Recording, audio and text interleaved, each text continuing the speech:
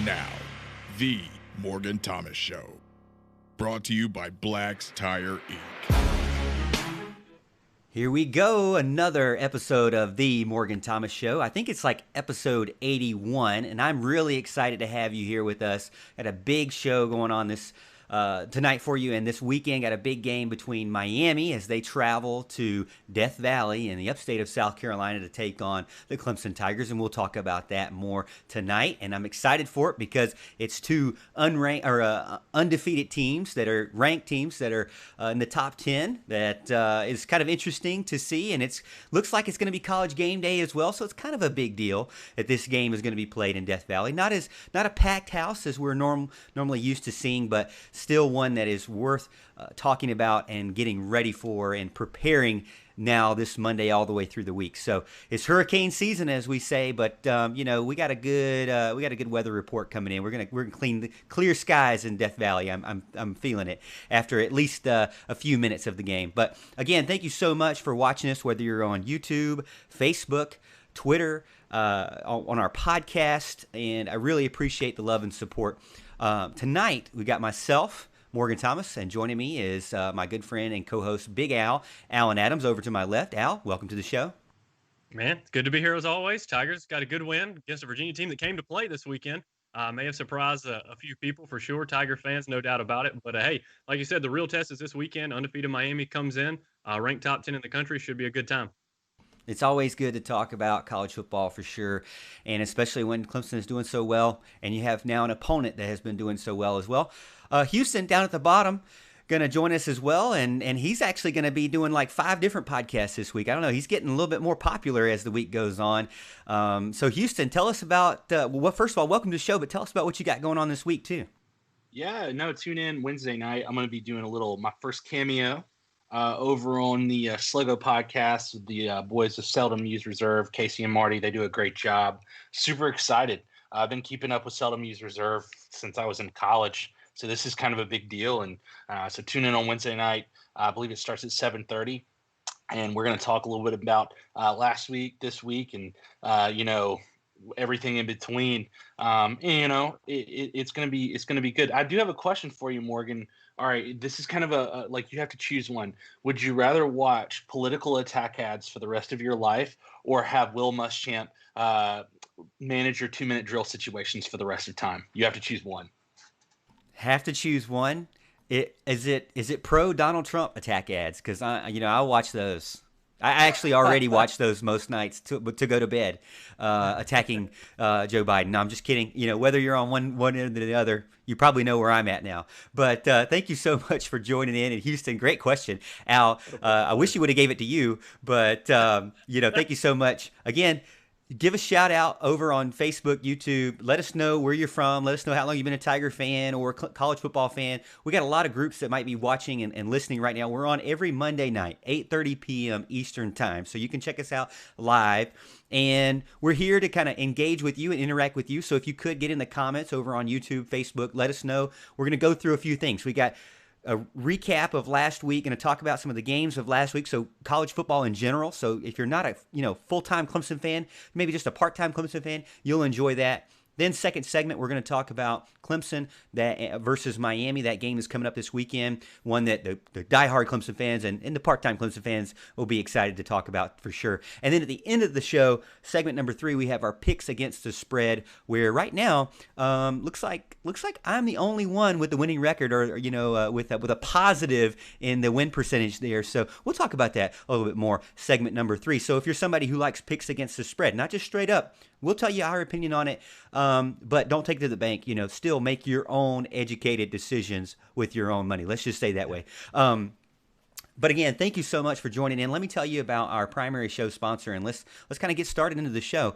But first off is blackstyreinc.net. Black's Tire Inc. is located in Westminster, South Carolina, 1415 East Main Street, to be exact. You can call them 864-647-9292. Family-owned and operated since 1971. If you need new tires, brakes, alignments, tire repair, or just looking for a friendly professional to help answer your questions, check out Black's Tire Inc. Again, 864-647-9292. Make sure you let Dale or Press Preston know that we sent you and you heard about them from the Morgan Thomas Show. We support local businesses in the upstate of South Carolina. So if you also know other local businesses that you would like to give a shout out during the show, give us a contact. Send us a message in Facebook or over on YouTube or on Twitter, direct message as well. And we'll talk to you about some opportunities where we can get you sponsored on the show and talk about and support your local business or a small business that you might want to promote here.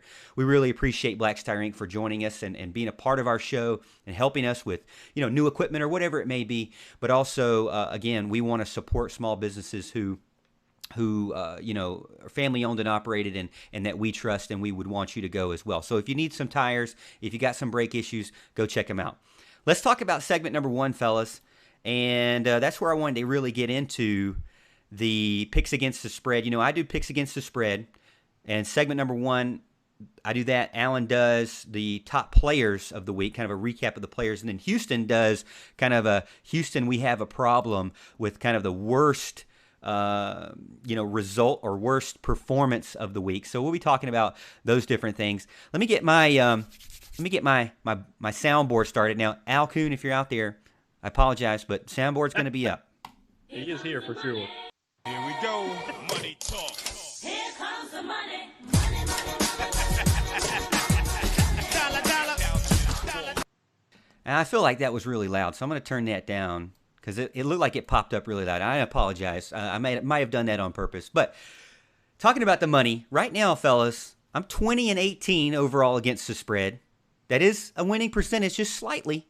Not the best, but it's definitely better than most. Allen, 19-19, so he's dead even 55, or he's hitting 500 right now. Houston is on a comeback, actually. He had a bad week 2 weeks ago, but he's coming back, 17-21 overall.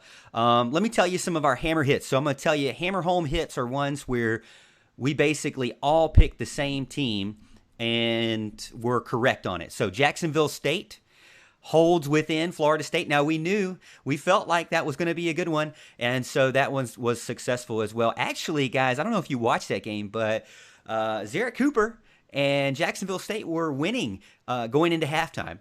And then Florida State decided to change their quarterback, which we'll probably talk about, in our picks against the spread segment, but Florida State changed their quarterback and actually scored on 5 consecutive touchdowns, 5 consecutive series after a change of quarterback, which we've always knocked big on James Blackman. So maybe they have found an alternative. It's kind of weird, though, that it's just all of a sudden they have a quarterback that can score 5 times in a row. I don't get it. It's weird to me. I didn't watch the whole game, but we'll talk about it some more. So that's a winner. Another winner was one that I think was our steal of the week, which was Alabama destroying Texas A&M. We said that Texas A&M was no way they were that close. I believe a 2-touchdown spread there, and Alabama beat them by 28. So the Elephants, the Fighting Elephants over there, look really good actually starting out the season. Mac Jones looks like he's a little bit more than the game changer. He's got a good arm under him. He can throw it deep to Jalen Waddle, and all you got to do is throw it deep to Jalen Waddle. It's like throwing the ball to Allen Adams in flag football. You just throw it deep, and there you go. And then Ole Miss beating Kentucky in overtime, actually beating them, coming back and beating them. Guys, I want to ask you before we go into the other ones, any one of those 3 that you're most proud of? I'll start with you, Al. Most proud of? Really, honestly, there was not much for me to be proud of this weekend. Let's just be honest. I really should just give it up. I feel sorry for anybody who listened to anything I had to say this past week. Funny thing about it is I actually felt the best I think I've ever felt about picks this past week, and it was one of the worst weekends I've ever had. So that was real interesting. But I'd have to say I'm most proud of the Alabama pick simply because we all said it was a guarantee. We had somebody, I think on YouTube or somebody, ask us about confidence points, which one we were more confident in, Bama or Florida, and I immediately said Bama.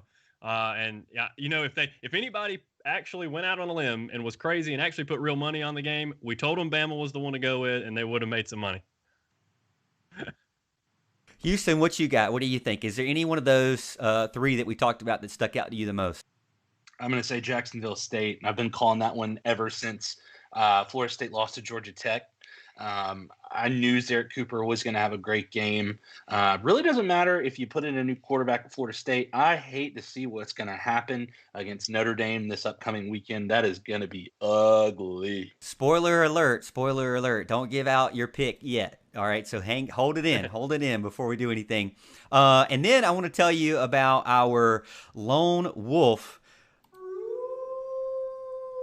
winners, and that would be Morgan. All right, so I wrote my own name down here. Morgan, myself, you guys thought the Fighting Camels were gonna fight a little bit more than they actually did. Now, Alan, I know you blasted me about how they all had all this, going on, but Wake actually ended up actually destroying Campbell and beating the spread. I stay away from those big 30-something point spreads, but on that one, I picked Wake, and they actually did it. Also, it's kind of fitting to be a lone wolf winner, meaning if you're not familiar with lone wolf, it means that I was the only one that picked that team versus the other two guys. But NC State pulling out a win, actually winning against Pittsburgh. Now, I said they were going to probably lose, but keep it within the points. They actually turned up and won the game, knocking Pittsburgh out of the top 25, which is kind of weird to me to think that. I really did feel like that Pittsburgh was better going into the preseason. I don't really know where I stand with either team right now, especially throwing in Louisville. It's kind of like, I have no idea what direction these teams are going week in and week out, and I don't really think they do either. But those were my two lone wolf winners. And then actually Houston, unfortunately, I should have joined Houston in this, but Houston, pat on the back for your first ever lone wolf winner. You picked Georgia, and man, did Georgia really put just sock it to me and Alan's pick on that case. Yes. So Houston, tell us your thoughts on Georgia just finding, like you said, actually you mentioned this. They found it in the second half against Arkansas, and they just continued to roll with it going into Auburn, and Auburn was not ready. Yeah, to be honest with you, I'm even surprised with how dominant that was. I was expecting more in the lines of, if this was going to be a game that Georgia won by multiple scores, it'd be like 27-17 or something like that, or 27-20. Stetson Bennett looked good. I don't know how long-term of a solution he is, but I think he's the type of guy that just has come into the fold, been with the program for a while, and he's there, and he's balling out right now. And so maybe they just keep with the hot hand right now and just kind of hold JT Daniels for a year. They ran the ball with ease on Auburn. I wasn't really impressed with Auburn's defense in week 1 against Kentucky. They got gashed a lot in the first half and really in the second too. Kentucky gave that game to them with a bunch of turnovers. So I figured Georgia would capitalize on that, and they did. And, you just got to follow my lead sometimes. Sometimes, that's for sure. But there's sometimes that you can't follow our lead, and Al alluded to it a little bit earlier. Al actually went 4-7. I went 5-6, and Houston went 5-6. So we overall weren't completely winners this week. So we got to talk about. We want to be fair to the fans out there and talk about the ones where we did not win.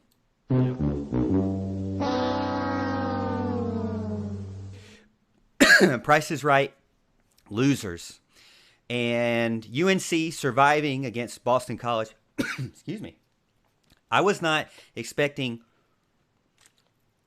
UNC not to cover the spread, but in that case, if you really go back and look at it, they were at Boston, and they also were on a 3-week bye. So I really should have thought more into that and really given that more credit. Virginia Tech actually not putting up a bunch of points on Duke. Actually, they did put a bunch of points on Duke, but they also let them score a bunch of points, only winning by 7.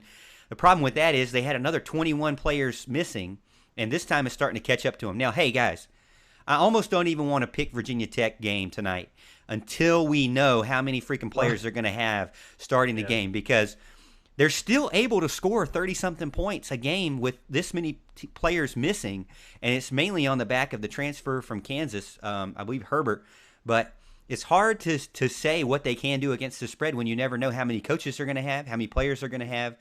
But then again, another one, a team that's actually 0-3 against the spread, a team that is dear to our heart, a team that we may continue to still pick because we are just that biased and we want you to know that we bleed orange, and that is the Clemson Tigers. They have not really been able to beat Vegas, and they've been hurting us, guys. They've been giving us some L's. They gave us an L against Virginia, only winning by what? How many points did they win? They didn't win by 28. Let's just put it that way. And then another herder from South Carolina. That team that we don't like to talk about came back, and Florida's terrible defense allowed them to score with just minutes left in the fourth quarter. I'm sitting out here cutting the grass, and as I'm cutting the grass, I come back in and I see, okay, they're above the spread, everything's good. I go back out, I trim a bush, I come back in, oh no, now they're within, now they've beat the spread. It's like, come on, Florida, can you not just keep a game in the fourth quarter? So South Carolina gives us an L, Clemson gives us an L, Virginia Tech, North Carolina, as we mentioned, and also another team that we all hammered home on. Oklahoma loses back-to-back, the first time since 1999. 1999, guys, that's the last time that I remember watching the Atlanta Braves in the World Series against the New York Yankees, even though they lost that one.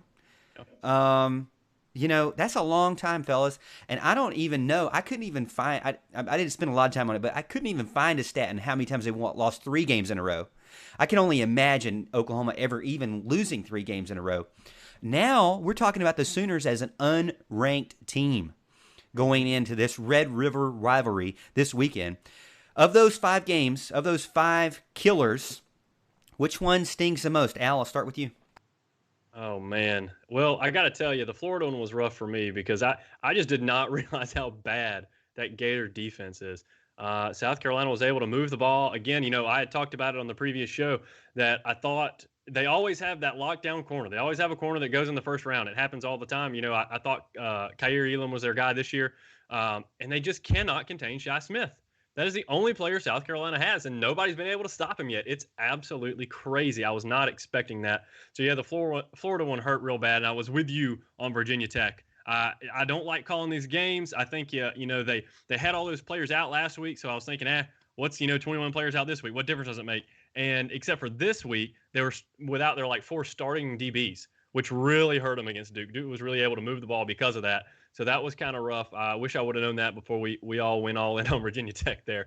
But a lot of games didn't go the way I thought they would. Like I said, felt really good about picking the games this past week. So it was just rough all the way around. Yeah, for me, I'm going to say the North Carolina game. I was expecting North Carolina to pull away in the end. And it's really confusing going forward because we can't get a beat on how good or bad either of those teams are. They both have looked really sluggish and inconsistent. Boston College blows out Duke, struggles to beat Texas State, but then hangs with North Carolina and can't pull through. And then North Carolina starts slow, beats Syracuse, and then starts slow and almost blows a lead. Against Boston College. So we don't know. It's just it was a confusing, disappointing game if you pick North Carolina. And I'm going to go out there and say the team that we love, Clemson, allowing, and I will mention this again, I'm sure in segment 2, but allowing over 400 yards total to Virginia and then not clearing the spread, and also the players. I mean, I'm not being hard on the team, but the players came out and said they were disappointed in the lack of scoring, the lack of offensive movement there, even though, I felt like they on offense were pretty good. Defense, we'll talk about it some more. But again, I was expected Clemson, they're minus Bryce Perkins to go and, rack up some points again. But maybe it is, early in the season. Maybe it is that Clemson early season versus back that game was actually championship phase Clemson, which we all know is a lot different than early season Clemson for sure. Alan, all right. Yep. So we're going to bring up your sexiest players of the week.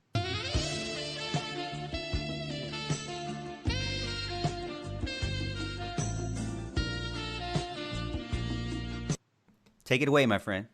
All right. Well, I got to tell you, I was pretty disappointed when I looked up most of these. You had that stat thing we go to, that fantasy stat thing. That's kind of our baseline for where we kind of look for a lot of our stuff. How much would they have scored in fantasy? And the main guy I came up with the first is Zach Wilson, quarterback BYU, 325 passing yards, which is not really a lot of passing yards, but he had 2 touchdowns passing. He also had 43 yards rushing for 3 touchdowns. So the 5 touchdowns total is kind of what pushed me over the edge there. But overall, like I said, just not impressed with the numbers. in what we had to choose from. Next up, I had Reggie Roberson Jr., wide receiver from Southern Methodist. 5 receptions for 243 yards and 3 touchdowns. 243 yards on 5 receptions. It's like a typo almost, it seems. That's crazy. Those are insane stats. I mean, that's almost 50 yards a catch. Okay, that's crazy. And they beat Memphis over the weekend. I have another guy from SMU I'll get to in a second, but right now you mentioned him earlier, Khalil Herbert, running back from VT. I believe it was you, it may have been Houston, but had 208 yards, 2 touchdowns. I mean, anytime you go over 200 yards in a game, that's pretty impressive, right? So he had a great game in their win over Duke. The other SMU player I had was Shane Michel, former Texas quarterback. He had 474 yards, 3 touchdowns. Also added 27 rush yards in their win against Memphis. Pretty solid day for him. It was just rough looking through all these players. I'm looking for those eye-popping stats, like KJ Costello had with the 600 yards passing and all that kind of stuff, and it just really wasn't there. There was no Kyle Pitts, 4 touchdowns, wasn't there. But Matt Corral, quarterback for Ole Miss, 320 passing yards. Again, relatively average, but not bad. 4 touchdowns, 51 rush yards when they beat Kentucky 42-41. So we had some decent performances, but I really expect most weeks to be a lot sexier than this, but not too bad. Well, I would agree with Matt Corral. I think there's a lot of people in national media talking him up big time. And Houston and I talked about, I believe when you were out, Al, we talked about Memphis and why they weren't back up there, because I believe they won the conference last year and they beat Cincinnati back to back, but then they were projected to be 3rd or 4th in the conference. And Houston and I kind of dived into their depth chart, and it ended up being because of their defense. They really didn't have a bunch of all-conference guys left on their defense. They lost a lot for Memphis, and so obviously that shows in the results that SMU was able to put up. Interesting note for me, though, is going back to kind of like a Chad Morris situation. Do you think, and I'll start with you, Houston, here, do you think that something's wrong with Chad Morris? I mean, Chad Morris is kind of left Clemson, and Clemson's still doing okay. He's left Arkansas. Arkansas seems to be doing better. He left SMU. They seem to be doing the same or better. He went to Auburn, and they didn't really look very good against a stout defense last Saturday. So is Chad Morris kind of like, I mean, go figure, Auburn Tigers have 2 formerly released coaches from Clemson as their coordinators, but is Chad Morris, is there something wrong with Chad Morris right now? Is he being figured out by defenses? It could be that case. I'm not willing to throw that on Chad Morris just yet. All conference schedule, all this kind of stuff, and then your second game is Georgia. You're still coming to form with that team. Bunch of young running backs. But I will say this: you don't see Chad Morris teams get held under 50 yards rushing generally. And if that's the case, it's pretty bad. And I think there might have been some bad days early on with Clemson in 2011. I remember the NC State game in 2011 where nothing went right, or the South Carolina games. Really, all of his tenure except for the last one with Deshaun, nothing seemed to go right on the ground. But you have a point. This could be that he's been around long enough. His tendencies might be out there to where a more talented defensive coordinator could pick up on it. But I'm still not willing to say that just yet, given that we've got 8 more games left on the SEC schedule. Okay, Al, do you got any thoughts on that? Yeah, I mean, I got to be honest, and I'm sure I'll get blasted for this pretty well, but I was never the biggest Chad Morris fan when he was at Clemson. I like Chad Morris. Now, let me be very clear. I love Chad Morris much more than what we had. Let me be very clear on that, Clemson fans. But I thought he outthought himself a lot of times. I thought he got cute. I particularly remember playing South Carolina, driving right down the field, running it down their throat, and then he runs to the pass option with Sammy Watkins, and he gets picked off in the end zone. It was just an atrocity. It was all downhill from there. We never did recover from that. But I thought he had several moments like that where he just tried to get too cute when his regular plan was perfect. So I'm not willing to say that, it's him and they figured him out. Again, he ran into Georgia's defense. Okay, that's tough. That's tough. You don't like Bo Nix, that if he's kind of hamstrung by what he's got and the ability of his quarterback. I think Bo Nix is a solid starter, But I mean, Georgia's defense is going to make a lot of people look bad this year, for sure. They've got all kind of speed and all kind of ability. But no, I don't think that people have necessarily figured Chad Morris out. I think he's gonna be okay. I think offensive coordinator is his strong suit for sure. I like him as a coordinator better than a head coach. But he'll settle in somewhere, I believe. I feel like that later on in the years, and correct me if I'm wrong, but I felt like they kind of got away from the run. They started doing too much of a hurry up. They started throwing the ball and basically getting in these really quick 3-and-outs. And when you run into a good defense, Taj Boyd had a lot of problems getting into really stout defenses and going 3-and-out really quick. And, Clemson struggling to compete in the time of possession or even move the ball.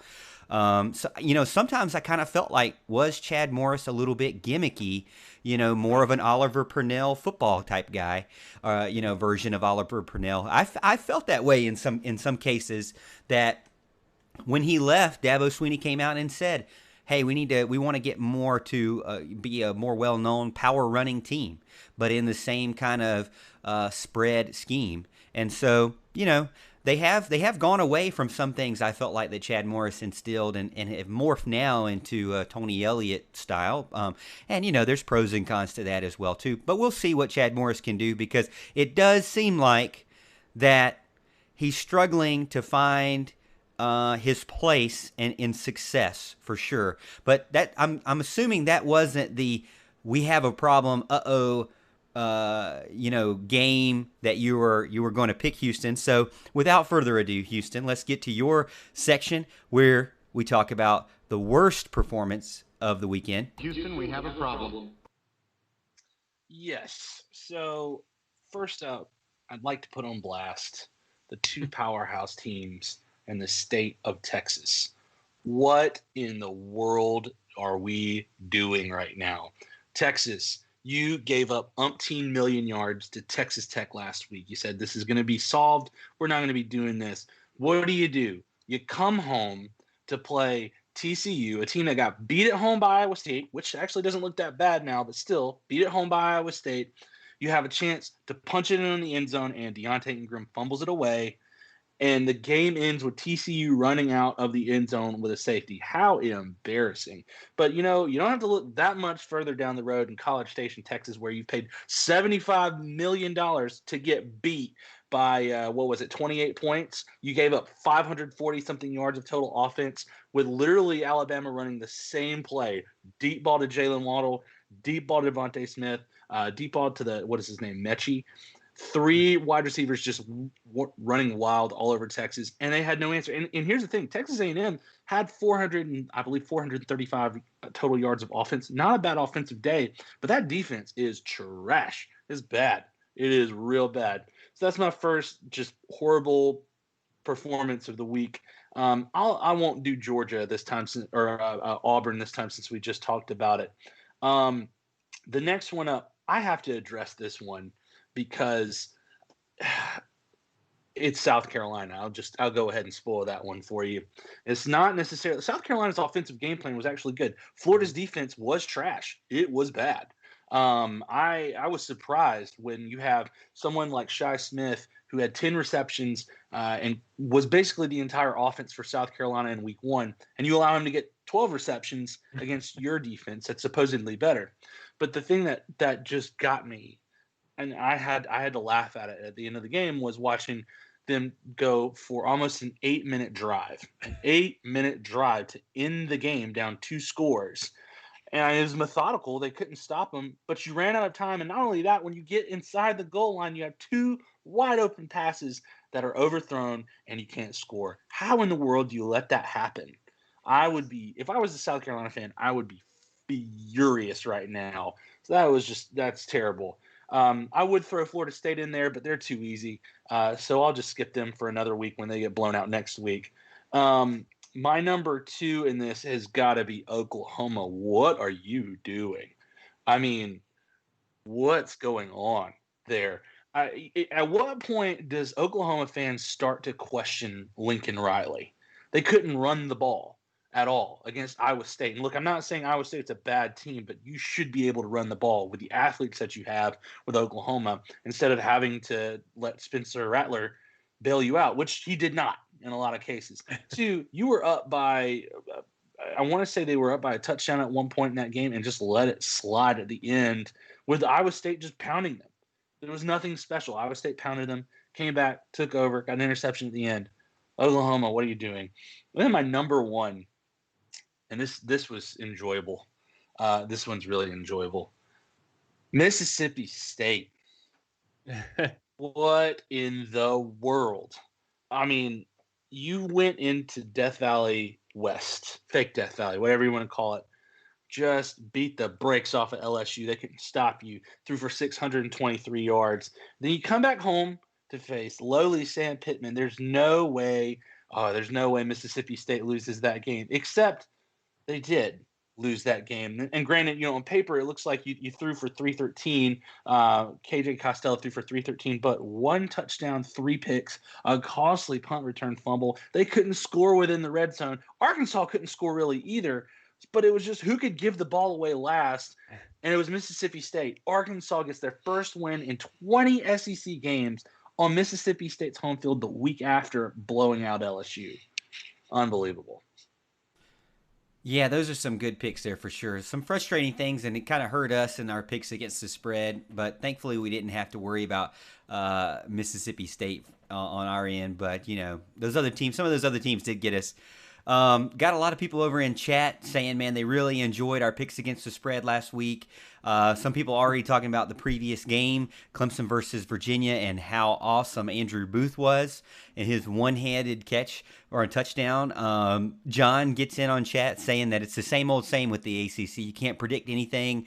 One or two teams maybe are good and then play at a high level, and the rest are a dice roll, which is what we're running into, it seems like. And then Jacob saying that, it's been since 99, last time Oklahoma lost 3, or since 98, last time lost 3 in a row. Actually, lost 5 in a row and went 5-6 in 98. So late 90s, they weren't that good there. And then some people saying, hello, welcome to the show, and got a Tiger fan in here that's over in Texas. And I've been a fan since 2009. So welcome to the show, Jacob. Thank you for supporting the show tonight. Al, what you got over on Facebook? All right, man, this is the first time you're asking me. Now I got to go all the way back to the beginning. So we have our usuals. I saw Kevron with us, Bill Lanham from Four Paws, Mark Childress. My Aunt Kathy was watching Al Coon again on time tonight. Excellent job, Al. My mom was with us, Dixon Massengill as well, our man. And let's see who else we got here. They're actually pretty active on the chat over here. Hart Vaughn's with us. He's been active on the chat as usual as well. Casey Cregan's with us. Said some very smart things over on the comment line if y'all are paying any attention. So we got a lot of good action over here on Facebook. We certainly appreciate everyone's support. Yeah, thank you so much. And I wanted to say, make sure if you want to help support the show any way you can, best thing you can do is over on YouTube. If you're watching right now, make sure you like the video and then subscribe to our channel if you're a Clemson fan or a college football fan. We'd really appreciate it. We come out every Monday night. And then if you're over on Facebook, if you could just stop what you're doing, like the video as well, and maybe if you have time, hit the share button so that some of your friends can do it. I'm actually going to do it right now. As we speak, I'm going to log in with my account. I'm going to hit the like button, and then I'm going to share it right now to my own page. So really appreciate if you could do that. That would really help us get the word out that we're a Clemson Tigers show out there. But let's talk about our segment number 2 sponsor before we get into segment number 2, which is a look back at the Clemson versus Virginia game, and also a look forward at Clemson versus Miami. But that is the Tiger Sports Shop. We don't just dress for success, we TS for success. That's tigersports.com. Check out Tiger Sports, located on Tiger Boulevard or downtown Clemson. They got 2 locations there for your shopping pleasure. And I am wearing a Vineyard Vines polo, and Al, I believe, is also wearing some items there from Tiger Sports Shop. And we're going to get Houston hooked up hopefully in the next week or 2. So be on the lookout, Houston, for some new gear as well. But thank you so much, Tiger Sports, for sponsoring us going into season number 2. And also wanted to talk about Charleston Sports Pub. We don't have our call-in hotline right now because we just got a jam-packed show during the season.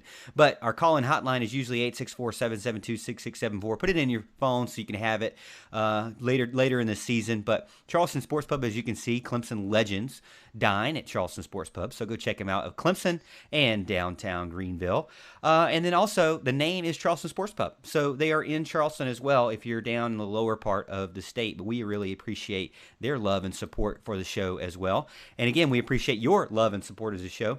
So let's get into segment number 2, Big Al, and that is Virginia versus Clemson results. And I've got offensive player of the game, defensive player of the game, offensive grades, and defensive grades. And then we'll get into Miami. Okay, fellas? Let's start with Houston since we started with Al.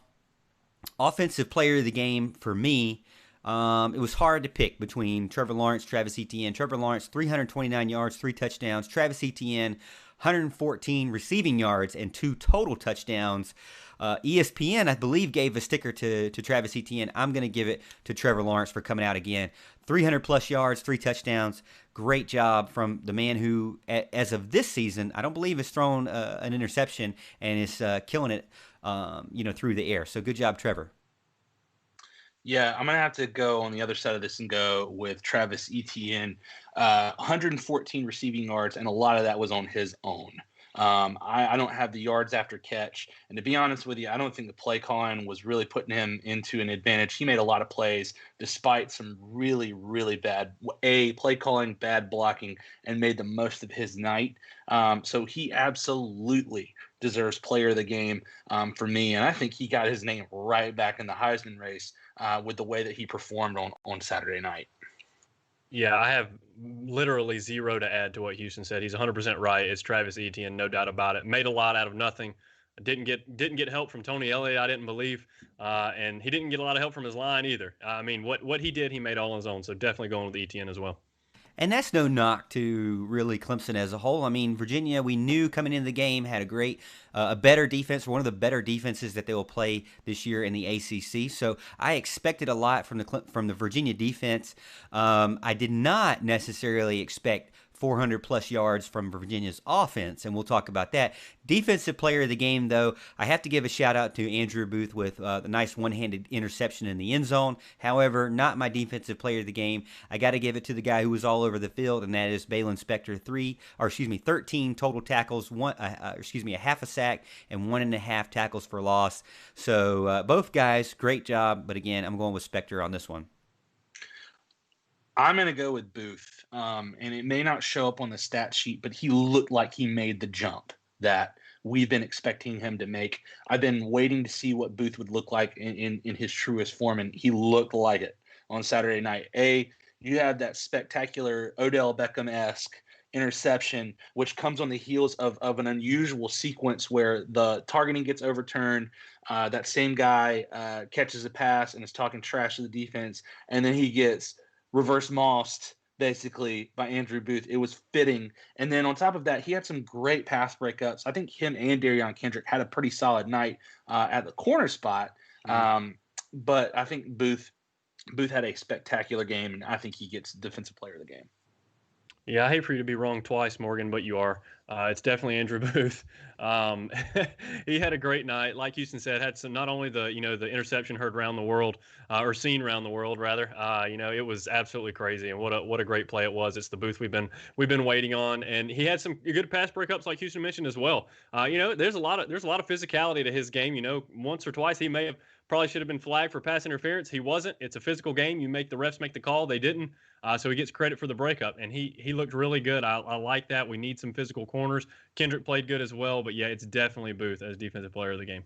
Kendrick's always so physical, in your face, and loves to talk trash on the sideline. So I love it to see it from him. And he seems like an equivalent, a little bit taller guy in Andrew Booth Jr. as well. So really cool to see those two guys kind of getting into their own as the season goes on.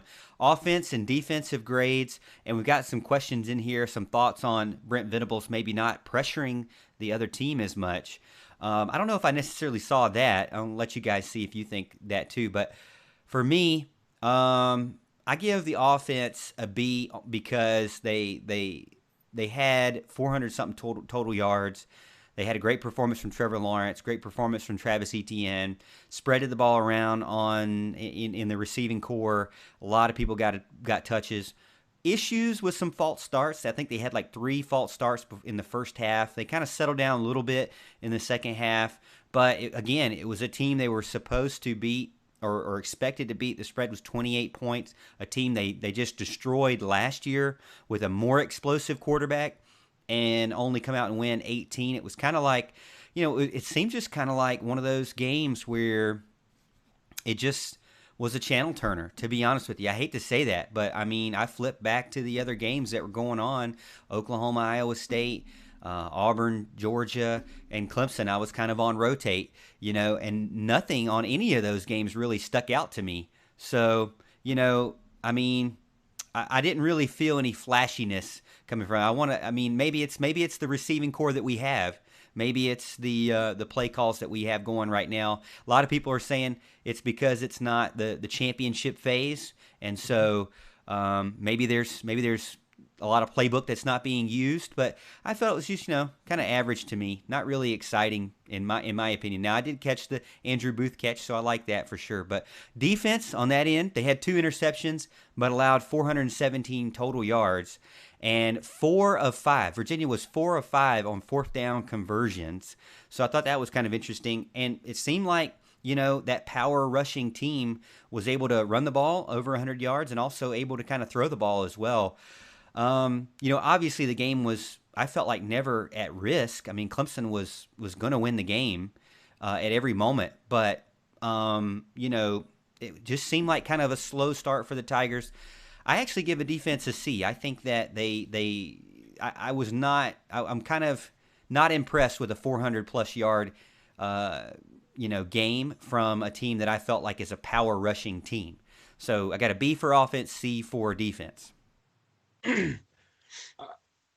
So, all right, for offense, I'm going to say a B minus, and I'm not going to put this on the players at all. I feel like for the most part, everybody was on point. When we got to the wide receivers, they made the most of their catches. Travis Etienne looked amazing. Trevor Lawrence looked spectacular. The offensive line had a couple things every now and again. Braden Galloway needs to improve, but I think the B part of this comes into how we handled offensively, the play calling and our rotations at certain points in the game. I do not understand. All right.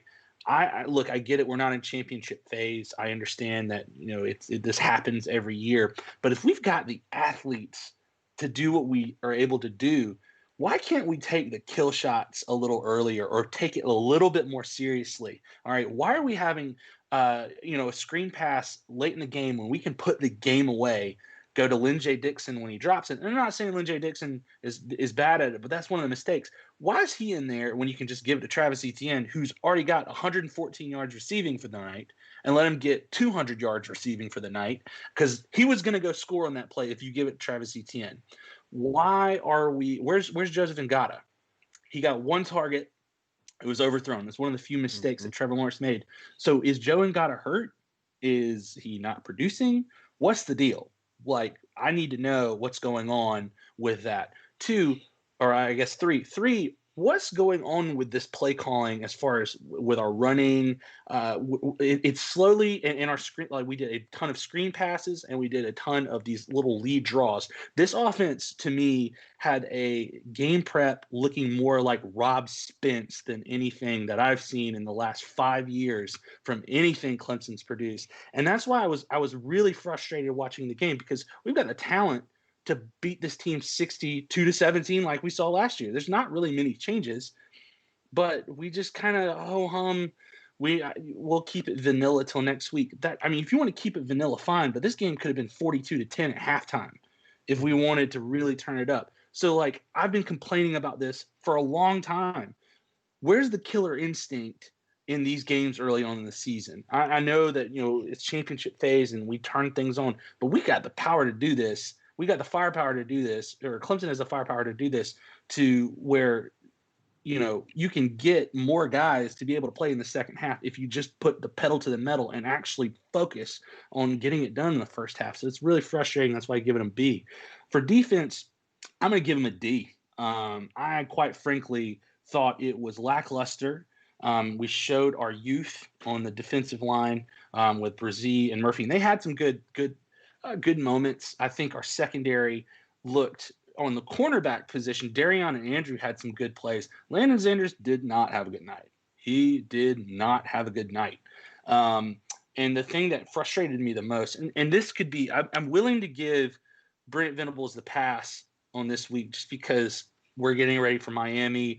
We held Tyler Davis out. Apparently he was available, but we didn't want to play him. But why are we going three-man front on teams like this? Like, you had the same thing happen to you every single time. What would happen, the reason why they had so many rushing yards is because you'd have a three-man front. You'd bring four guys, maybe 4 or 5. They would run right past the quarterback, and then he would scamper like a 5-5 fullback all the way for 20 yards for first down. And that drove me insane. That drove me insane to see that. So he would just scamper down the field and get that, or throw it up to a 6'7" wide receiver, which they said that 50 times that he was 6'7", and that drove me nuts. But go four-man front. When Clemson went four-man front during the game, is when we got sacks. When you bring a four-man front plus a linebacker or two, we were able to get coverage and stop them. And I think we only gave up 1 touchdown when we went four-man front. You're going to have to do that against Miami. You're going to have to do that, and that's the frustration. I went too long. I'm going to stop. That's just where I was at. And I will say, I feel Houston's pain. I mean, in this game, for instance, though, I'm a little bit disconnected, and I will say because we had a big group over watching the game. Tons of friends over at the house, and we really enjoyed it, breaking all the COVID rules, but had a great time and had some great food, kind of a little at-home tailgate party watching the game. And so I was a little bit, entertaining and didn't see, as close to the game. I will say this, though, for anybody who may be watching, when Houston refers to we, he means him as a fan, okay?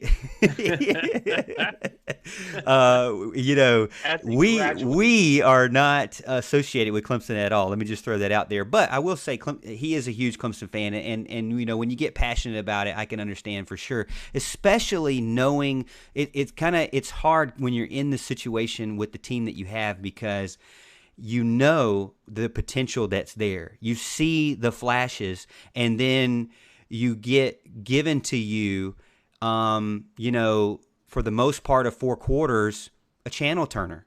I mean, to be honest with you guys, I'm not trying to be disrespectful to the team, but I turned the channel a couple of times thinking, this is there's just not much there for me to be interested in. I just felt like it was just flat the entire game for Clemson as a whole. So maybe that was just me as a fan, in my opinion, but what do you think, Al?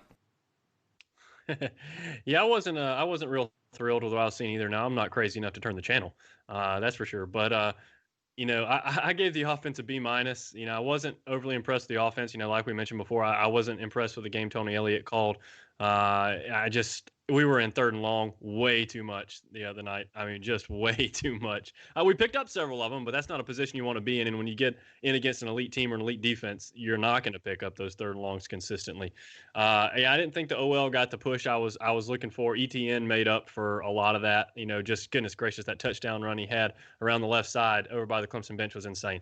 That was a great run. Getting him involved in the passing game was essential to this season. While our receivers kind of grow up and grow into their roles, having him as another option out there is huge. But overall, B-, not terrible, but a lot to be improved upon for sure. Defensive, I gave a C. We actually have Billy Sigmund's been on the chat over here. He's telling us he doesn't agree at all with us on this defense. He was thinking he's giving more credit to Virginia's offense and their offensive line specifically than we are. And he's right. Virginia had a mammoth offensive line, but I was not impressed with the pass rush at all. There was none. We couldn't get to them all game. And we were sending sometimes 4, sometimes 5 guys, just couldn't get any pressure. Plain and simple. It's like, I'm thinking back to the days of Vic Beasley when he was one of the greatest pass rushers we've ever had, but he couldn't, he'd get swallowed up sometimes by these big offensive linemen. And he wasn't able to do what he could do to most teams. And it's kind of frustrating to see.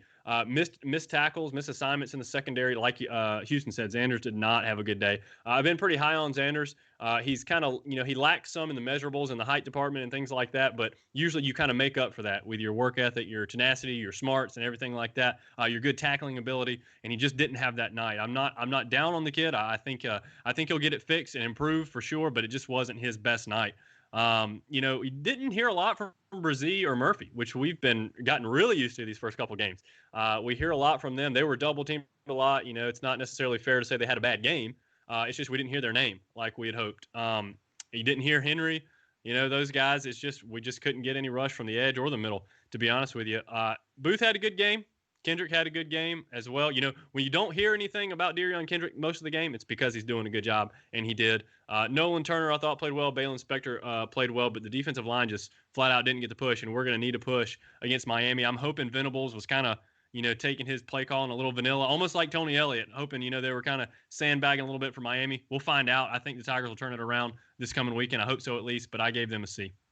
72 tackles total for the entire team. They gave up 25 first downs compared to Clemson's 22 first downs.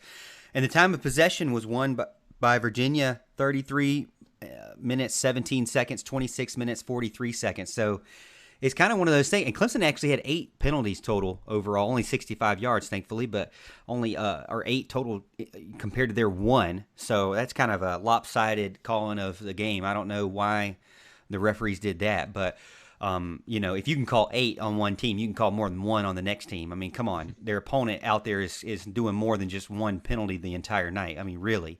But it is kind of interesting. I mean, Clemson is out there and they're scoring quick, as you can tell. The time of possession's low, and the first downs are low, and they're not having to do fourth downs, and they're converting 8 of 15 third downs.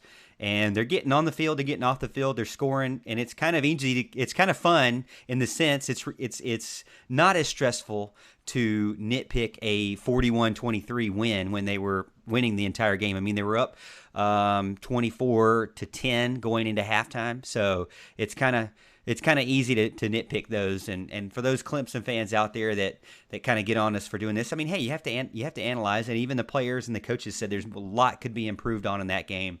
And it specifically goes to improving quick, because Clemson now has to turn around and play Miami. Number 7 Miami at number 1 Clemson. Clemson currently has as far as oddshark.com, a minus 14.5 favorite for the game. And like I said, Clemson's 0-3 against the spread. Miami is actually good against the spread, 3-0, and that's kind of my only stat of the night, really. There, I'm looking at this game and I'm seeing, Clemson versus Miami. I'm seeing a concern off the top of my head is that De'Aaron King has been, showing that he can manage that offense really well. He's 63 of 94, 736 yards, only 6 touchdowns though, but hasn't played but 3 games, so.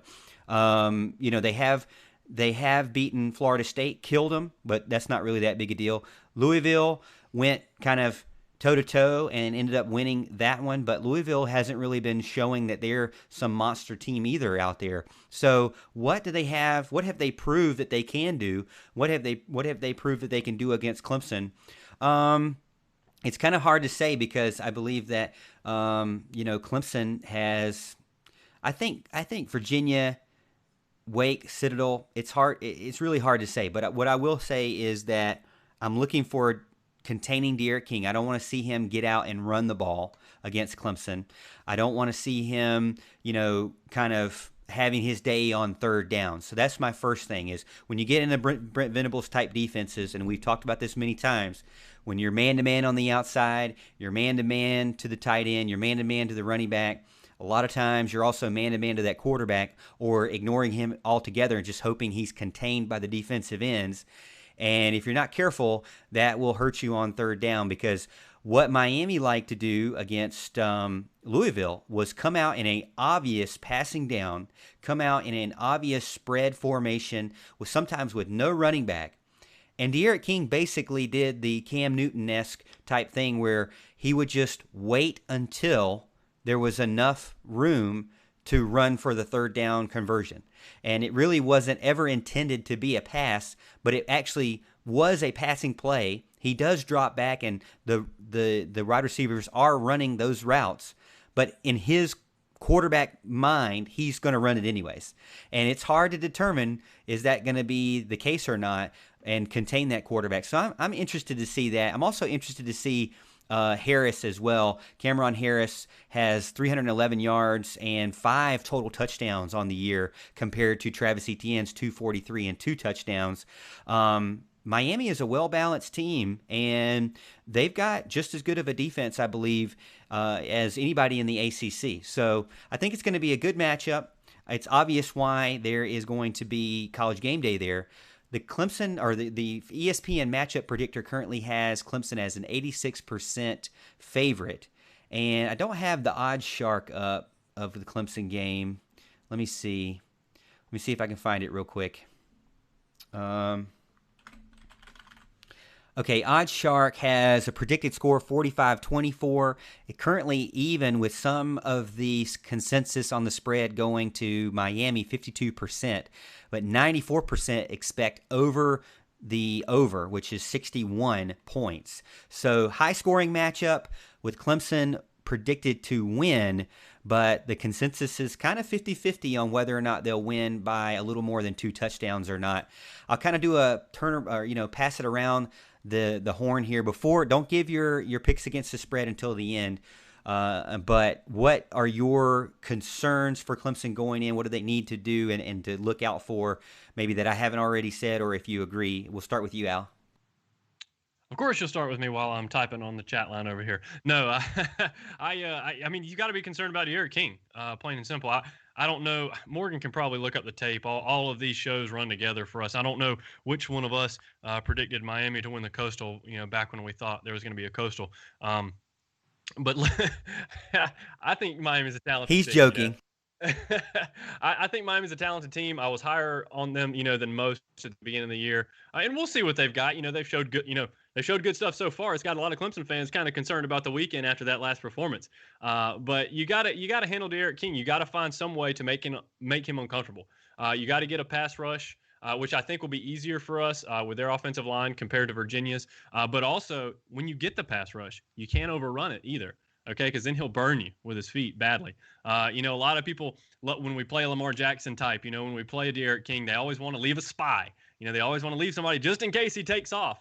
Okay, which is a lot easier said than done, because some of these guys are such good athletes. Even leaving one guy can get you burnt badly, and you have one less guy in coverage. So there's a win-lose kind of situation there, but Brent Venables usually finds a way to concoct a masterpiece in these type of situations. Derek King's not quite Lamar Jackson. He is a good player, but it's gonna be fun to see what Clemson can do. I think they're going to rebound a little bit and show us some stuff on the defensive line. I'm hoping we're going to see some more exotic blitzes and stuff like that from Venables as well. But I think it's going to be a fun game to watch. Yeah, I agree. I think I think if I know Brent Venables like I think most of us do, that he's probably torn into a few people since Saturday evening. I would expect Clemson's going to respond in kind with Miami. My question is this: if you can make Derek King one-dimensional and make him beat you with his arm, or try to beat you with his arm, and I'm not saying he can't do that.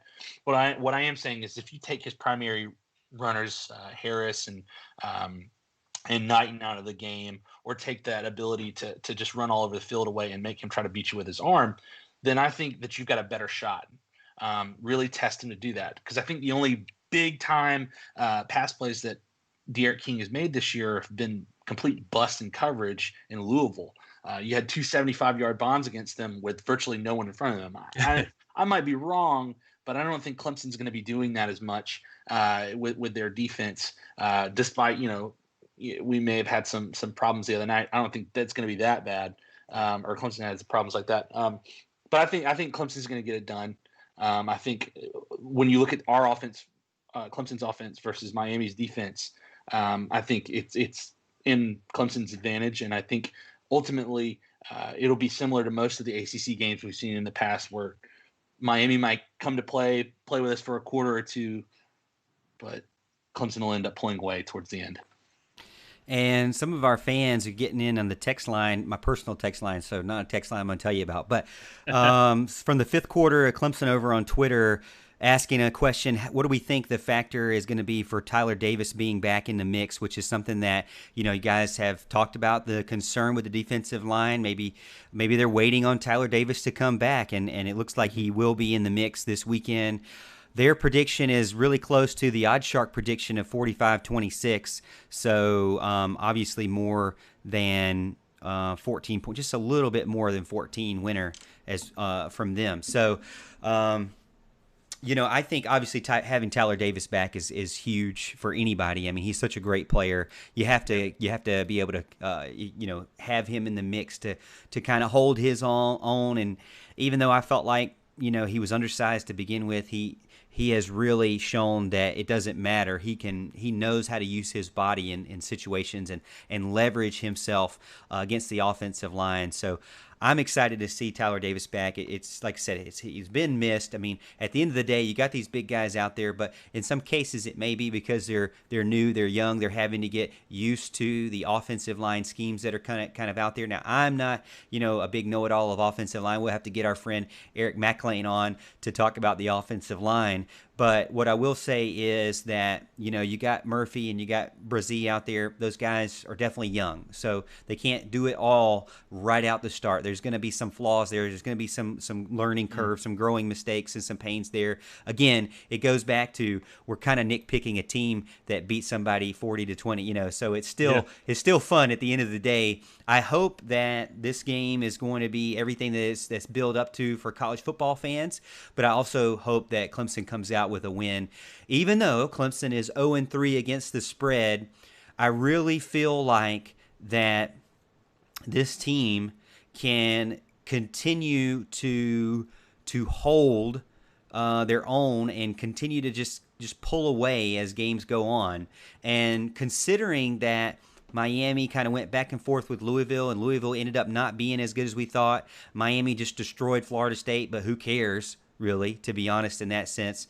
I feel like that Clemson does, and Chat mentioned this too, don't forget about the tight ends.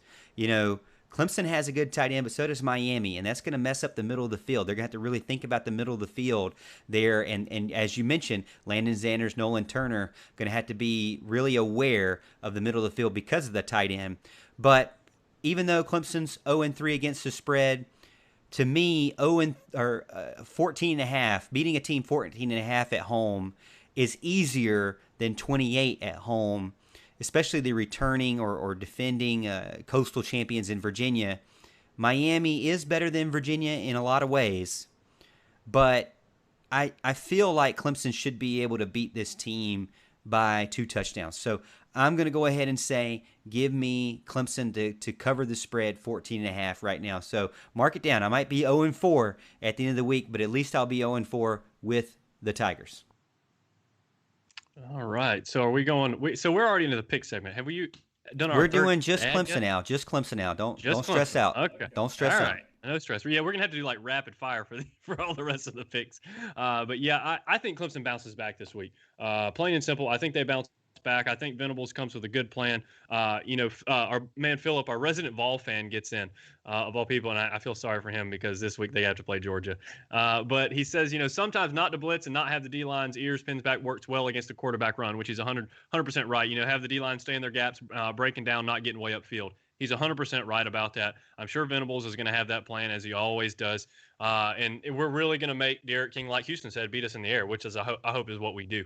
And see if he can do it. If he do, if he can, kudos. But I think we're going to be ready for that. And I really think our offense is going to be just fine. I think you're going to see the playbook opened up by Elliott. I think you're going to see the tight end involved a little bit. And, of course, you're going to see a lot of Etienne as well. But it's going to be a good game. I hate to do this because they always burn me. It doesn't matter if I pick for or against Clemson against the spread. I always lose Clemson games. So if you ever hear me pick a Clemson game, do not get excited. I always lose them. But I am taking Clemson minus 14.5 as well. Agreed. Brent Venables will have the boys ready. I think the offense will have a better game plan. I think Clemson will cover. It'll be somewhere along the lines of 42-20. I'm going to say that. I need to get my pen out here, kind of write these down because that was one of our first ones for the night. But yeah, so we all hammered home Clemson. I won't do the button because it's not the pick segment yet, but just be careful because it's coming. It's coming. But yeah, so we're predicting a Clemson win. We're predicting a Clemson to beat the spread, and we're excited about what's going to go on with Miami. Let us know in the comments what you think about the Miami Clemson game. If we're completely off or anything that we missed, let us know in the comments, YouTube, Facebook. We really appreciate it. We're going to get over to our segment number 3, our final segment. Before we do that, we want to talk about Daniel Weber is a State Farm insurance agent. He is from Clemson, South Carolina, 518 College Avenue, Suite 190, and he is one of our newest sponsors for the show this season, and we really appreciate him coming on. But for all your insurance needs, make sure you call Daniel Weber State Farm. Their team is located in the heart of Clemson, South Carolina, and their goal is to protect, educate, serve their customers and community. They specialize in auto and home insurance as well as life and health insurance. Our goal is to protect your family and your finances. Give them a call, 864-722-9083. Here's a recent 5-star Google review. The staff at Daniel Weber office is so kind, thoughtful, knowledgeable to my insurance needs. The office is quaint and appeasing, so when I need to stop in, it is always a treat. So let them treat you over at State Farm with Daniel Weber Insurance. We really appreciate them. Thank you so much, Daniel, for sponsoring the show, and you can see that down there in the bottom corner. All right, so this is our picks against the spread segment, and we go through all the ACC games and 5 games that I felt like were top of the weekend. Chat's already getting in. James is one of our big fans of the picks against the spread, said we did really good for him against or for the Alabama game, and he really appreciates us giving him that lock-in pick. Even though, it was a tough week last week, we'll do it again. He's got some games that he'd like us to talk about, but James, unfortunately, we really haven't I don't think any of those games were the ones we put down on our list. So because of time, we can't go through every single game of the week. So I apologize if we're missing any, but here are some of our picks against the spread ones. And let's start off with the ACC and Louisville -4.5 at Georgia Tech. Malik Cunningham got an injury scare, but is actually going to play. Confirmed that he is practicing and going to play. Jeff Sims, a guy I was really looking forward to at the beginning of the season, is starting to slowly get worse. He had 4 interceptions last week. He has had 2 every week so far since he's been in college. He currently has 8 total interceptions with no less than 2 a game. And again, 4 last game. So I really feel like, I know this is at Georgia, but go ahead and give me Louisville to cover 4.5. I think Louisville can beat Georgia Tech by a touchdown. This is just going to burn us over and over. I'm just assuming I'm second tonight because Houston hasn't clicked off his mic yet. So I'm going to go ahead and talk. Look, Louisville's burned me all year. Okay.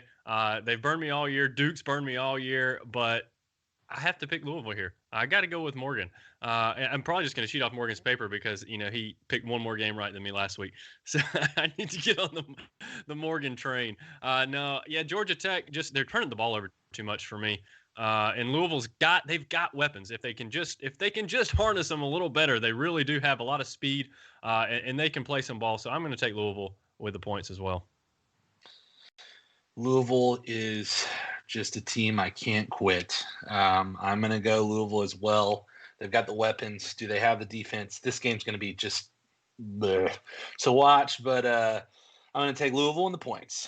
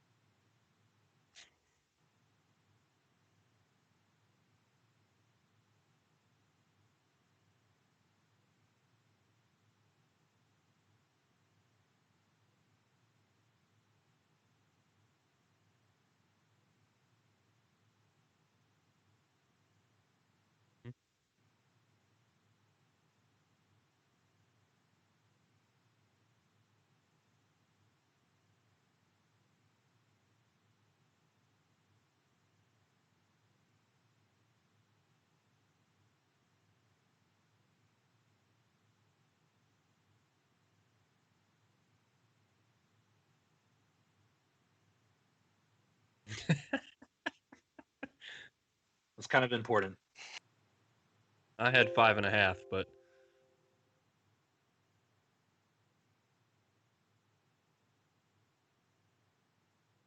gotcha. Nope, you good. Even better.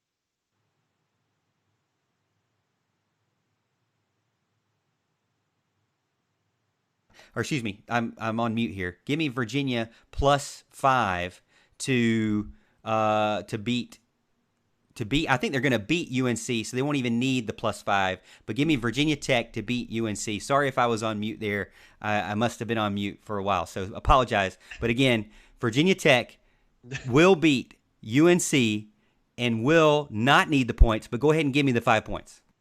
Don't apologize for being on mute. The fans loved it.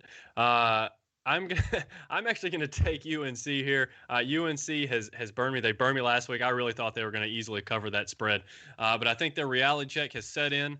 They got their week from from coming a few weeks off. I think they're back and ready to rock and roll. Sam Howell's not going to be the clown he was this past week.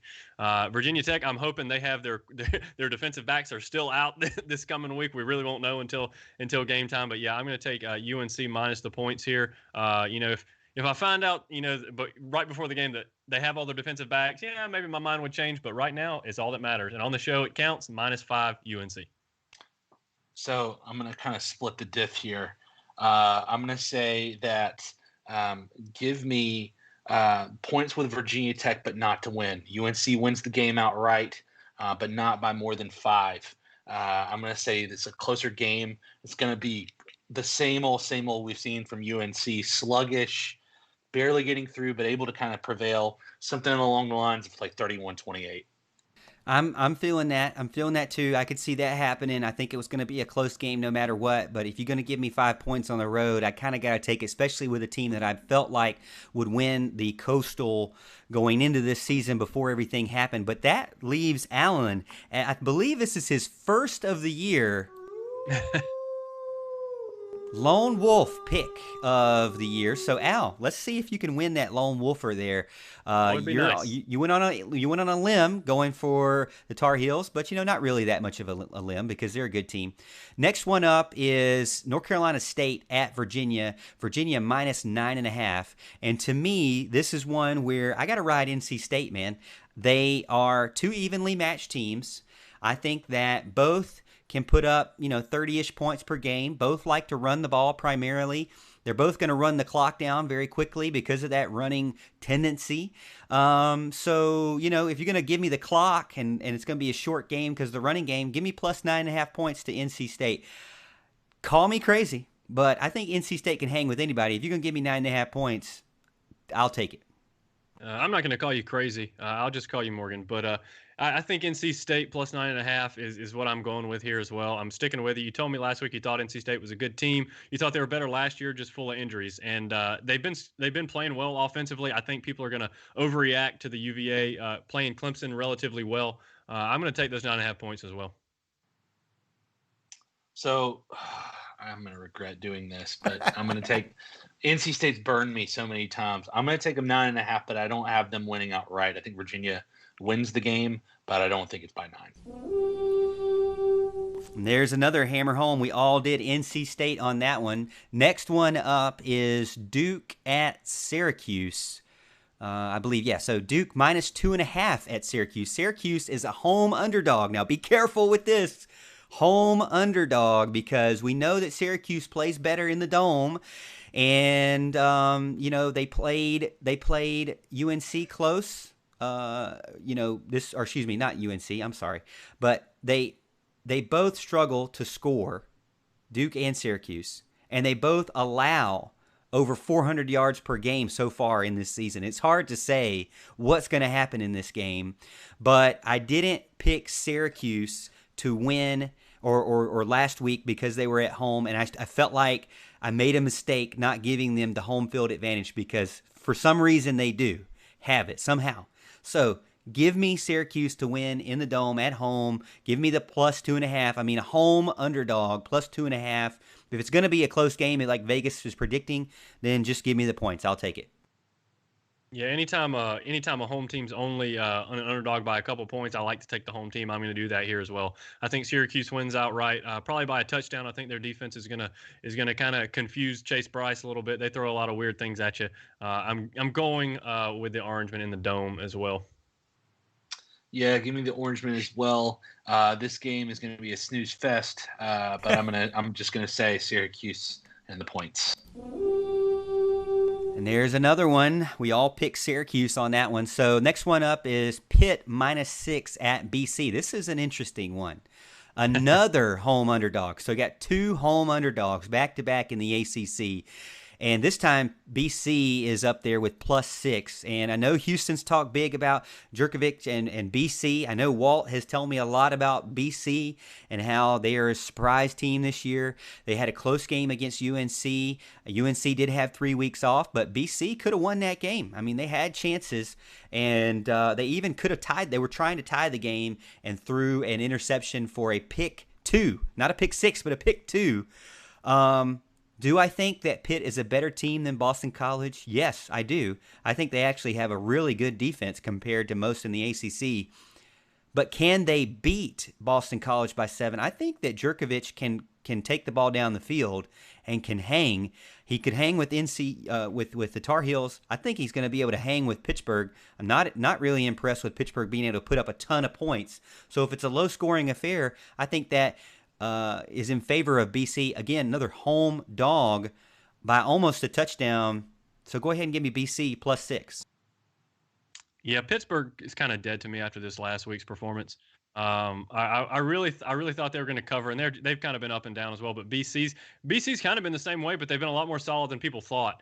And I wouldn't be surprised if BC won this game outright. But yeah, I'm taking the Eagles too.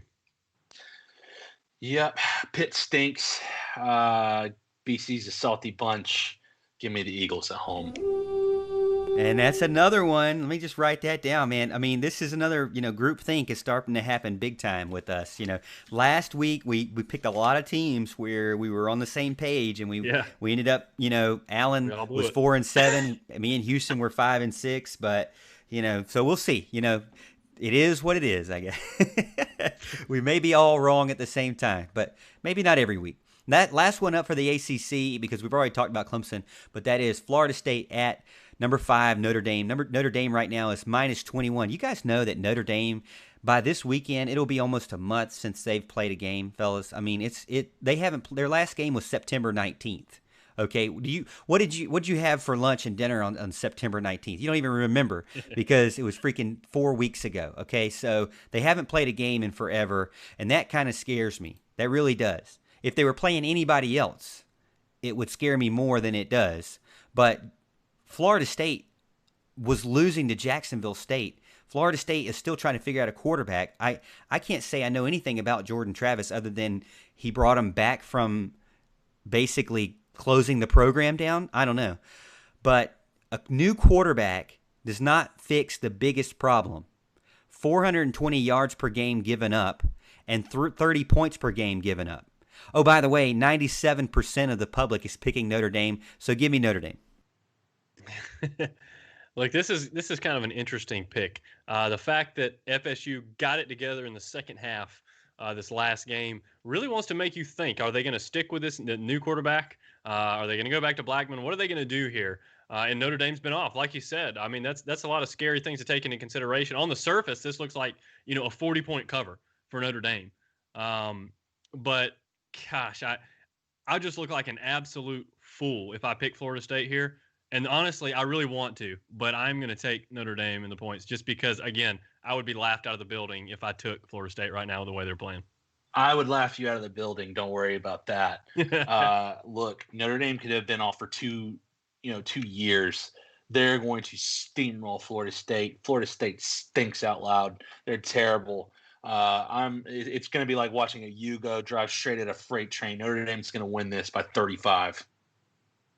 Woo, man, salty there for Florida State. What did Florida State do to you? Oh, well, we know. You don't have to tell us. Many years. So I know chat's going to ask this. I haven't even looked. Of the ACC matchups, before we go to the top of the weekend, the top 5 of the weekend. Any of those teams that you're most confident with? Hard to say. We hammered home Clemson, Louisville, NC State, Syracuse, Boston College, and Notre Dame. I'd almost say Boston College, really, for me, just because they're at home. I know that they, they're leaving that Tar Heel game with a positive feeling, I feel like. And so giving them 6 points, and then the fact that Pittsburgh's just not going to just like destroy anybody. I feel like that BC matchup, low scoring affair, and is one I'm most comfortable with. Yeah, I got to agree. I want whoever it is out there to know I'm not comfortable with any of them this week. Like I said, I fought a lot with these picks, but I am the most comfortable, I would say, with the BC on this one too. So I'm going to go with Morgan here. Honestly, the most confident I'm with is Notre Dame rolling over Florida State. Yeah. All the rest of them, it's basically like trying to herd a bunch of cats when you're picking the ACC. Yeah. So I feel like Florida State and Notre Dame are the only surefire bet on that one. And so I don't know if I missed this, but your thoughts on the fact they haven't played since the 19th? Doesn't matter. They could not play for 25 years. They're still going to win that game by a lot. Okay. All right. So let's get over to the picks of the week. Best games of the week are the ones that I picked, and it's really all SEC teams except for one. And we'll kind of run through them pretty quick for you because I know it's getting late here. So number 4, Florida, -6.5 at number 21, Texas A&M. Well, we knew Texas A&M was going to get destroyed. That was one of our, steals of the week. I feel like if Bama can beat them by 28, then Florida, with the amount that they can score, should be able to score a touchdown more than them. Now, it might be a high-scoring affair because I think that literally anybody can score on Florida right now, but you're giving me 7. It wasn't 18 like with South Carolina. I think Texas A&M and South Carolina, unfortunately, the national media would like to say that Texas A&M is a top 10 team, but I think the Gamecocks and the Aggies are very similar. If you look at the sheets, if you look at their numbers, they're definitely very similar. But I just feel like that Florida is going to go with the same exact game plan they had against South Carolina with Texas A&M. They're not going to have to change up much of their scheming and their alignments to face this team. And this is a team that's also struggles with secondary and linebackers. So I think that fits perfect for Florida to be able to pass all over them yet again. Another 400-yard game for Kyle Trask. So give me Florida to win by a touchdown over Texas A&M. Yeah, I initially picked Texas A&M in this game. The problem is I don't believe in Texas A&M. They were nowhere near a top 10 team in my opinion. The problem I had picking this game is I don't think Florida is number 4 either. I think they should be much farther down. So it's really a tough call. But A&M, of course, got blown out by Bama. They were able to to move the ball a little bit, so that was kind of encouraging. But Florida can just score a lot of points, and I don't like Texas A&M's defense. It's just Florida's defense. Are they going to let me down? I'm with Morgan. I'm going Florida with the points here, or minus the points here, minus the 6.5. I think they win by about a touchdown. Agreed. Florida by a touchdown. Both these defenses stink, but I think Florida's defense stinks less. And you heard it here, Florida. We're hammering home on that one. Next one up is number 22, Texas versus unranked Oklahoma, -1.5. To me, Red River rivalry. I doubt that Oklahoma is going to lose 3 in a row. I really doubt. I don't think they're that bad. And I don't really think Texas is showing us anything at all either. And with it being a -1.5, I mean, basically that's a field goal in a rivalry game. So I just don't see Oklahoma losing 3 games in a row. That would be just very tragic for them. Fall from the top. So give me Oklahoma. Taking Oklahoma too. Yeah, it's just tough to see them losing that 3rd game in a row, and it could certainly happen. I mean, Texas, they want to tell us Texas is a top 10 team every year, and they never turn out that way for the most part. So they've been back for like 10 years now. But I'm gonna go with Spencer Rattler here, and hope he can kind of shake off the demons and win by whatever, a couple of field goals, something like that. I'll go Oklahoma. I'm going to be a one-man wolf pack on this one. Texas is going to win this game. to say both of these teams have any semblance of defense, non-existent. There's not going to be any difference in this game. I'll give the edge to Texas because they've at least got a hint, a smidgen, a scrap of defense. Whereas Oklahoma has zero defense, zero semblance of a running game, and zero kind of cognizant ability of late games and momentum's late in games right now. You've lost to two teams that have lost to group of five opponents. You're going to tell me that it's going to happen versus a Texas team who at least is scrapped up and played against, TCU, Texas Tech, whatever. It was not saying much, but I'm going to take Texas in this one. All right, I like it. Go out on a limb there. I mean, really, if you think about it, what do I usually go by? Defensive line and quarterback is my first two things that I look at. And really, actually, Texas has the better of both worlds on that in that sense. So, hey, +1.5, at the Red River rivalry there. We'll see what happens, but, going to be an interesting one. I just can't see. Man, that'd be tough to see a team lose 3 in a row like that. Next up is Tennessee at Georgia, big game. Georgia -13. Georgia really looked good against Auburn, dominated the entire game. Stetson Bennett looks pretty good, man. Dropped a dime to George Pickens. Just did not even have to. I mean, this is like backyard, me and Al. Al, did you just think like, man, that is a throw from Morgan right there, just right in the basket, baby. Didn't even have to stop or slow down or anything. Just boom, boom, right in there. Obviously, Georgia is on a high right now. They destroyed Tennessee last year. Why wouldn't they this year? They won 43-14 last year. Jake Fromm had a huge game with 288 yards. I mean, come on. Bennett's going to do the same at home, so let me get Georgia to cover -13. Yep. Taking Georgia as well. I like Georgia's defense. I think they're outstanding. I like Tennessee's offensive line. I think they should be able to run the ball if they commit to running it, which they didn't do against South Carolina like they should. I should have won that game by much more than 4 points. But Tennessee's got a good offensive line. We've been touting them for all year, but I think Georgia's going to make Garantano look bad. I think they're going to pick him off. I think they're going to turn him over. They're going to rattle him, and I'm going to take Georgia to win this one big. Yeah, I'm taking Georgia to win this one big. Shout out to the late Larry Munson, Georgia radio broadcaster. I'd just love to hear him have the ability to say Garantano on the radio or something like that. So I'm taking Georgia. Georgia take them big. Another locker there, Georgia, Florida on our picks, top picks of the week.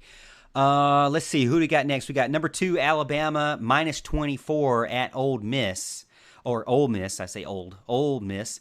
Alabama is rolling right now. Well-oiled machine, looks good. Mac Jones looks like he's playing really well. He fits in that offense, kind of more of a traditional Nick Saban-like offense. No Tua Tagovailoa anymore, and he just fits. And he is a good thrower. He's not going to put the ball where it's going to put it at risk. I don't see him doing many turnovers. I see him dropping it there or out of bounds, and I do think that Ole Miss can score, but, now I'm kind of wondering, they went back and forth with Mississippi State, who then gets shut down. So how good was that back and forth big, not Mississippi State, Florida, but then we find out Florida has a terrible defense. So how good was that for them? I don't really, at first I was like, wow, man, Lane Kiffin's doing great. But now I'm like, I don't really know. Corral is one guy that Alan keeps talking about at the beginning of this segment every week, it seems like. But can Alabama beat them by 24? I mean, Alabama's just in a league of their own. So I'm going to go with Bama right now. Yeah, our man Hart Vaughn gets in and says Ole Miss is Bama's kryptonite, and I would normally agree with him, but that was back when Ole Miss had a defense. I think they had a defense, and obviously they still had a pretty decent offense. Right now they have no defense, none whatsoever. I think they can score some points, and they'll probably score some points on Bama. Maybe even garbage time. I could see a garbage time cover, but I don't think you can bet against Alabama right now. The way they're scoring points, I think they're going to eat the Ole Miss defense alive. Jalen Waddle and Devontae Smith, and I'm going Bama as well. Yeah, I'm going to go Bama. I think it's going to be the same Alabama offense we've seen the last couple of weeks. Just throw deep strikes, to your 4 wide receivers who can run really fast. Yeah. I mean, at the end of the day, that's all you got to do when you have Jalen Waddle on the field. I mean, basically, Jones is not going to put it at risk. He's just going to drop it in there wherever he needs to, and he's going to throw it away when he doesn't need to. And the good thing about Alabama is when you're on their team, you're not really getting rushed. And if they don't have a defense to rush you anyways, then you're going to have even more time to just expose that team and just destroy them. Alabama, when I watched them, I watched the majority of their game. They just look on another level compared to any other team I've seen so far this year. Other than what Georgia did to Auburn, now so Georgia's kind of showing up as well. But you got Clemson, you got Alabama, you got Georgia, and people are still holding on hopes to Ohio State, but we hadn't seen them yet. So got to put those three up at the top for sure. Last game of the night, Arkansas at number 13, Auburn, coming off a big loss. Auburn is minus 16, so Arkansas plus 16. Big loss to Georgia. Don't feel like they got a lot of mojo going. I'm still concerned with Chad Morris. You know what? I think he's a little bit gimmicky when he was with Clemson. Later on, I think he's losing the ability to run the ball in his scheme. Bo Nix did not get in a rhythm at all the entire game. Get this. Arkansas was able to put up 10 points against Georgia, and Auburn was only able to put up 6. Not something that we would ever have thought of going into this season. Arkansas has not, I mean, they just won their first SEC game in like 4 years, I feel like. So the Razorbacks are on a high. Auburn's on a low. Arkansas is a team that obviously can hold Mississippi State, the air raid. And so I think this is a game where, if anything, it could be a close game, or even if Arkansas loses, they're not going to lose by more than 16. So give me the points traveling, plus 16 to Arkansas. Woo pig suey, baby. I don't have a lot of reason to believe this, to be honest with you, but I think Auburn's defense is going to show up a little better in this game. I think they're going to turn over Arkansas some, and I think Bo Nix is going to do just enough, and I see this as like a 31-13 type game. So I'm going to take Auburn minus 16. I'm going to say that Auburn wins this game, but not by 16. I think it's going to be ugly. It's going to be like watching two offenses that don't know what they're doing. This game's going to look like 14-6 to me, something like that. It's just going to be ugly, slow, something like that. Auburn wins but doesn't cover. You know, I feel really smart when I'm with Houston, because once he's done that, I go again, so I can be like, yeah, Houston, you're right. You are exactly right. Because when Houston goes against me, then I have to like explain why he's wrong, and usually he's not wrong. But No. What I will say is we've got Allen now with another. Woo! Well, you know what, Al? We got to get the NWO Wolfpack song. Dude, you one know, of my favorite. Too sweet. Hey, yeah. Come on, Al. Absolutely. Come on. Absolutely. Come on. Now, that's for the NWO. All right, that's for the NWO. And by the way, just because I'm feeling good about it, I'm pulling it up on YouTube. Alan always tells me, you got to pull this stuff up on YouTube. It's one of my favorite songs. It's great. Wolfpack with no crowd noise. Very rare, okay? Let's do this. Because it's family friendly. Uh-oh. We got an ad. We got an I was ad. about to say, that is definitely not it. We got to get the ad out of here.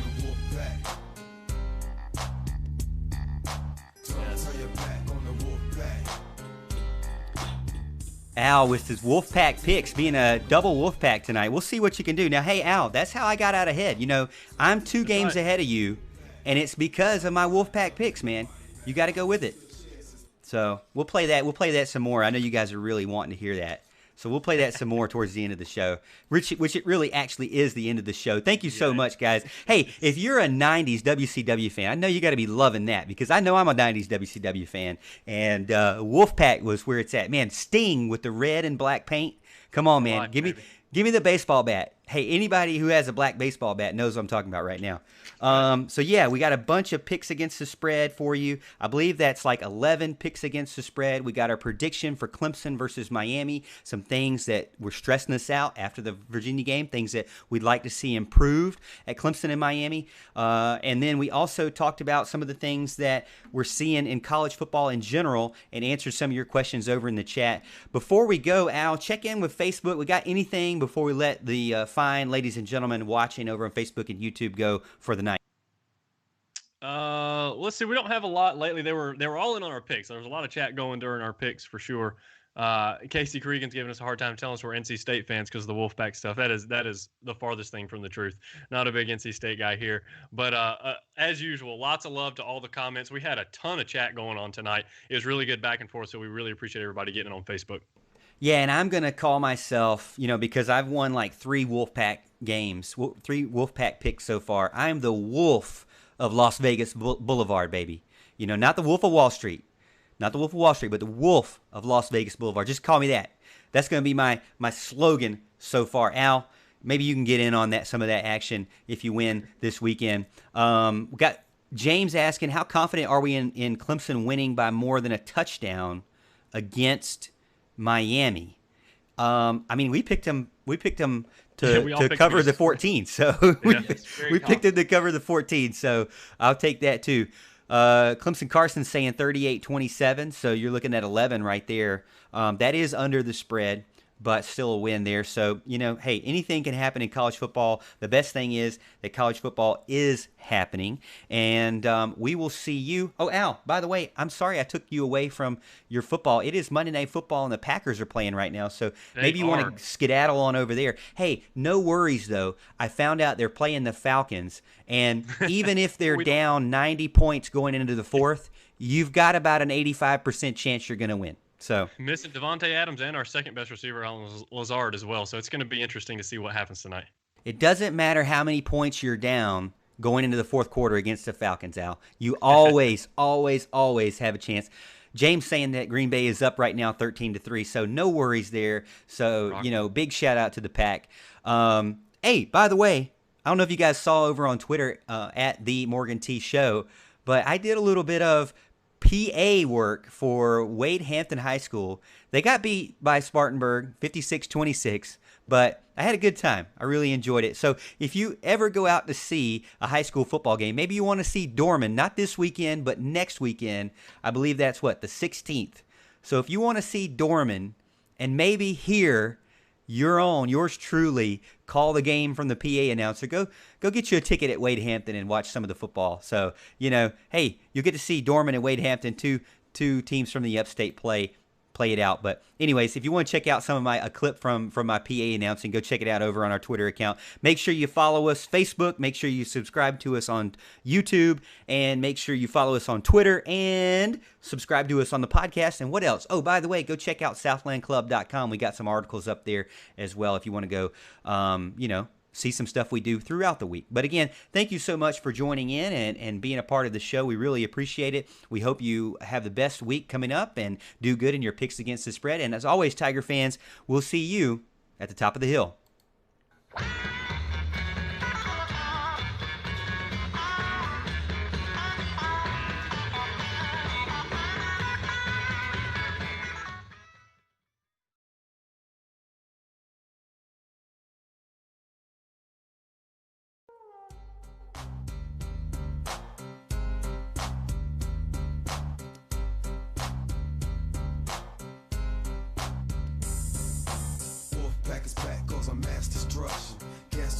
The bad boys are wrestling, testing competition, win the war, that's their mission.